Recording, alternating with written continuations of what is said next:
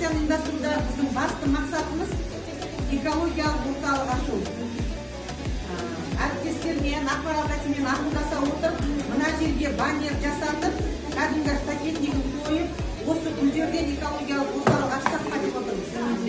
Сондықтан бүгінгі күні міне әр сыныпқа, мектептің қызметкерлеріне, өткенде ақпаратқа тапсырма берген, рахмет барлықтарыңызға, ата-аналарға үлкен рахмет, өздеріне қатпайтын тоғыз салқын жерде өсуге таралған бір егер. Кей жағдайында фикустың көптеген түрі өсіріледі. Фикус гүлі жарықта ылғалды жақсы көреді. Оны жарық жақсы түсетін жерге орналастыру қажет. Жапырақтары негізгі балапанаты гүлдерін алып келдік. Бірінші помидория гүлінің тарихы және пайдасы көптігін айта кетсек. Помидория пальмалардың бір түрі болып саналады және ол араукия тұқымына жатады. Табиғи жағдайда помидория орталық Америка және оңтүстік Америкада және Мексикада өсуі әбден мүмкін. Бұл өсімдік өзінің әдемі жасыл жапырақтарымен және ерекше пішінді сабағымен ерекшеленеді.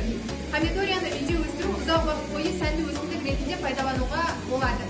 Помидорияның пайдасына келетін болсақ, ол ауа тазартушы, декоративті мақсат және қышқылдықты реттеуші болып табылады. Ауа тазартушысына келсек, помидория бөлменің ауасын тазартып және пайдалы газдарды өзіне сіңіреді. Сонымен қатар бұл гүлді кеңселерде немесе үйдің небір бұрыштарында қойсақ болады. Декоративті мақсатына келсек, помидорияның көрінісі әдемі және экзотикалық.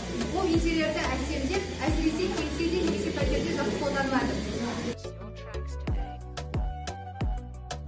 Сәнсіз қойыңдар. Ол шефтері гүлі. Сәнді жапырақты тропикалық өсімдік. Ол емшілі ауа тазартқыш қасиетімен танымал. Суғару жазда аптасына 2 рет. Ал қыста бір рет суғару жеткілікті. Артық суды көтере алмайды.